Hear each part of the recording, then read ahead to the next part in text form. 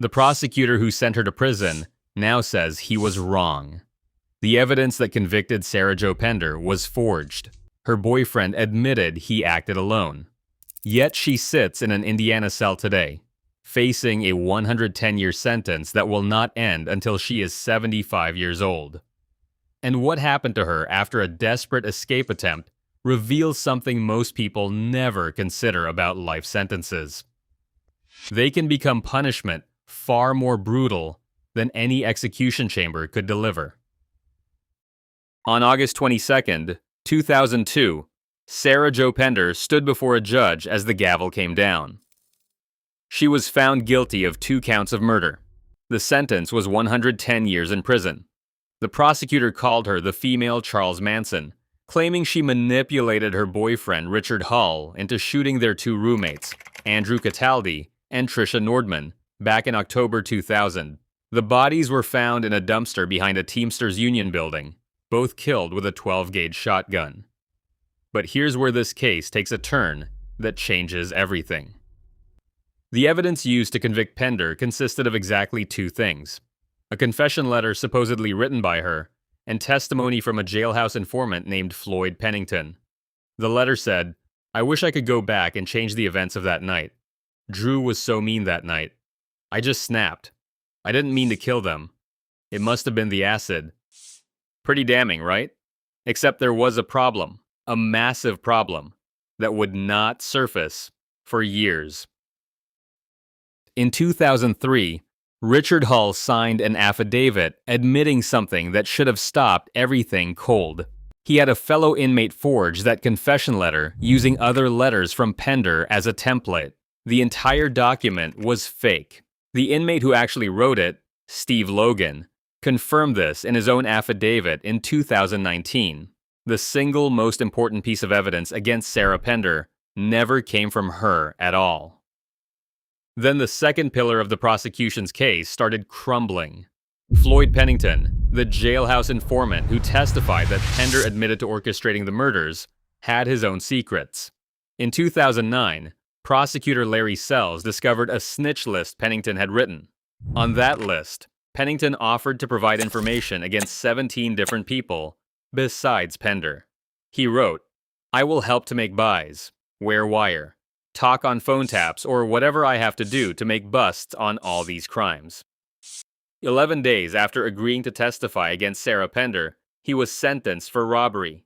When he was released in 2008, he committed rape within months. This was the star witness. This was the person a jury believed. Now here's the part that makes this story different from typical wrongful conviction cases. The prosecutor himself changed his mind. Larry Sells, the man who compared Pender to Charles Manson, who built the entire case against her, now says he was wrong. "I've come to the conclusion that there definitely exists a reasonable doubt as to Sarah's culpability in the case," Sells told reporters. "If I'd known the stuff that I know now, there's no way that I would have prosecuted her." Think about what that means. The person most responsible for putting her behind bars now believes she should not be there. Yet Sarah Pender remains locked up, serving a sentence that dwarfs the 90 years given to Richard Hull, the man who admitted pulling the trigger. So what does 110 years actually look like when you are living it day by day? For Pender, the reality set in slowly. Appeals failed. Motions were denied. The legal system that convicted her on questionable evidence showed no interest in reconsidering. By 2008, she had exhausted every legitimate option. That is when she made a decision that would define the next chapter of her nightmare. August 4th, 2008. Pender walked into the gymnasium at Rockville Correctional Center, a maximum security facility 50 miles west of Indianapolis. She changed out of her prison uniform, hiding it above the ceiling tiles, and put on civilian clothes that prison guard Scott Spittler had provided. They had worked out a plan. He would be paid $15,000 to help her escape. She made her way to the fueling area where Spittler waited in a van. He told her to hide under the seat. When they reached the prison gate, the guard waved them through without searching the vehicle, just as Spittler knew would happen. Someone picked her up in the parking lot with $140 and drove her to Indianapolis. From there, Pender vanished. She resurfaced in a Northside Chicago neighborhood under the name Ashley Thompson. She found work as an estimator for a contractor, and she built what looked like a normal life. For 4 months, she experienced something she had not felt in years. Freedom. No concrete walls, no guards, no routine dictated by bells and schedules. Just the ordinary existence most people take for granted. But freedom built on deception cannot last. In October 2008, the U.S. Marshals added her to their 15 Most Wanted list. She was the only woman on it. America's Most Wanted aired a segment about her case in September, then ran a rerun on December 22nd. 2 hours after that rerun aired, a neighbor recognized her and called Chicago police. They arrested her at her apartment. She denied being Sarah Pender, right up until they proved otherwise. The escape had lasted 140 days. What came next would last far longer and cut far deeper. December 2008. Pender arrived back at the Indiana Women's Prison in Indianapolis. Prison officials had a special welcome planned for her. They placed her in solitary confinement, a punishment for embarrassing the Department of Corrections with her escape. Standard procedure might have meant 30 days, maybe 60 for something this serious. Sarah Pender spent 1,870 days in solitary confinement. That is 5 years and 12 days of isolation. 5 years in a cell barely larger than a parking space, alone with nothing but her thoughts and the crushing weight of what her life had become. The psychological impact of what happened during those 5 years represents punishment that goes beyond anything a judge formally ordered. And what she endured in that isolation reveals the darkest truth about life sentences that most people never consider. Pender later described those years as torture. She documented psychotic breaks where reality fractured around her, catatonic episodes where she could not move or speak, nights spent sobbing alone with no one to hear. The human brain is not designed for this level of isolation. Studies show that prolonged solitary confinement creates damage similar to physical trauma. Hallucinations, paranoia, complete disconnection from normal thought patterns. Your sense of time disintegrates. Days blur into weeks. Weeks vanish into months. You forget what it feels like to have a conversation that matters.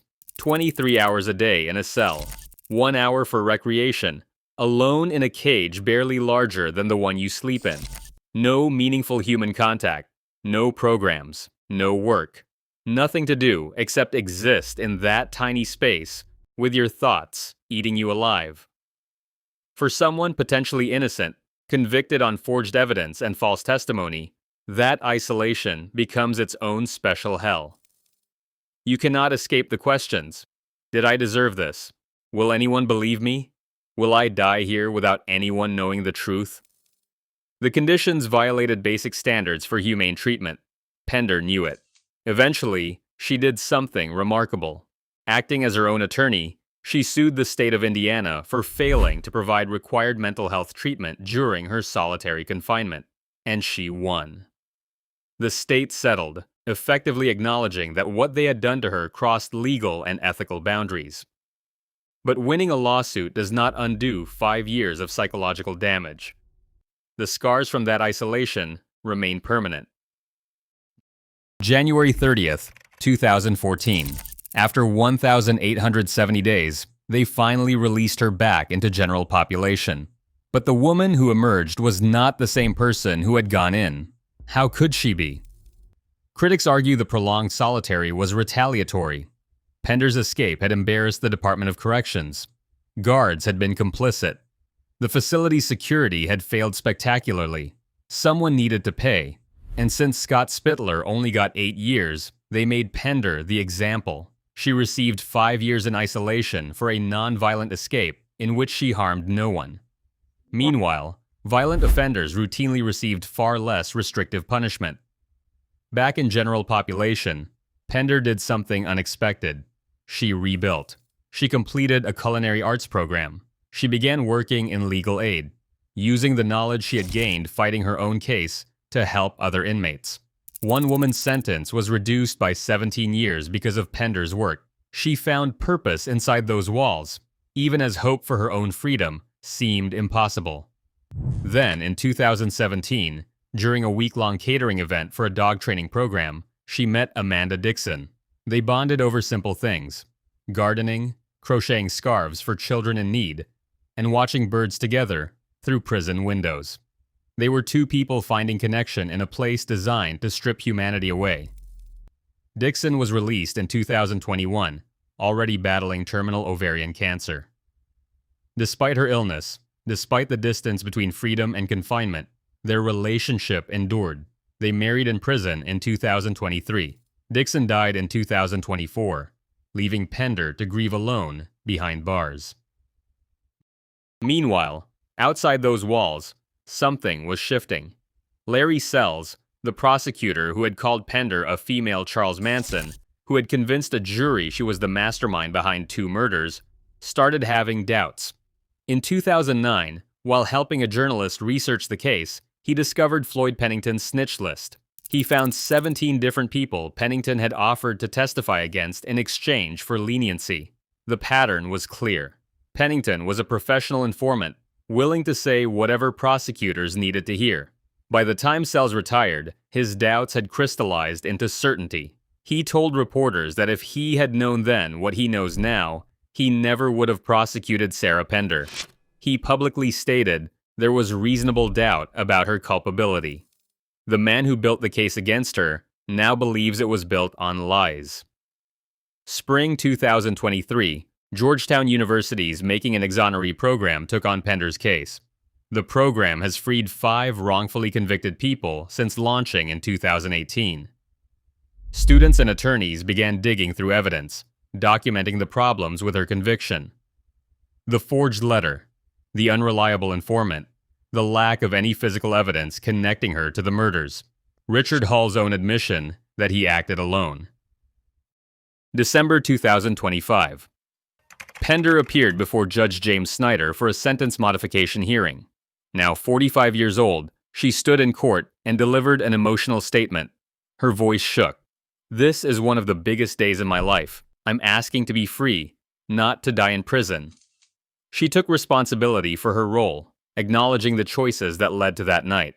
Dating a drug dealer, buying Hall the gun, not running away or calling police when she had the chance. She deserved jail time, she said. But 110 years, 35 years more than Hull received, despite his confession to being the shooter? Support for her release was overwhelming. Her former prosecutor, family members, Georgetown advocates, people who had witnessed her transformation over 2 decades of incarceration. The hearing seemed to offer genuine hope. January 5th, 2026. Judge Snyder denied the petition for sentence modification. 1 page.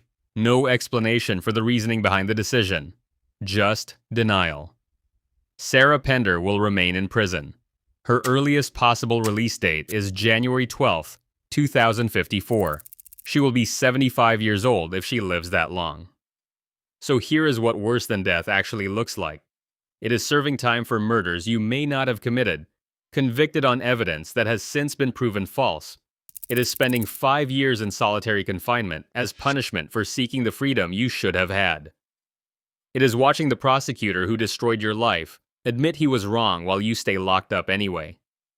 It is building a life inside prison, finding love, losing that love to cancer, and grieving without the dignity of privacy. It is having overwhelming support for your release and watching a judge deny it without explanation. It is knowing you have 28 more years minimum before even the possibility of parole, and that possibility is just a cruel joke anyway. Death would be final. This is endless. Sarah Pender wakes up every morning in the Indiana women's prison, knowing the system that destroyed her life will never admit its mistake. The forged letter sits in case files.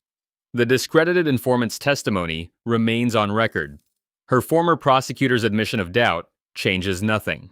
She will watch seasons turn through barred windows, celebrate birthdays alone in a cell, and count down decades that stretch beyond comprehension. Death row inmates know their ending. Sarah Pender has no ending at all, just an infinite middle that extends until her body gives out. She did not get justice. She got something far more cruel: a lifetime to contemplate a conviction built on lies, punctuated by 5 years of torture disguised as administrative segregation, with 28 more years minimum before anyone will even consider letting her go. That is not punishment. That is erasure. And the truly horrifying part, the system knows it is wrong and continues anyway. Because admitting the mistake would mean confronting how many other Sarah Penders might be sitting in cells right now, convicted on evidence just as flawed, serving sentences just as impossible to survive. This is what worse than death looks like, and it is happening in a prison less than an hour from where you might be sitting right now.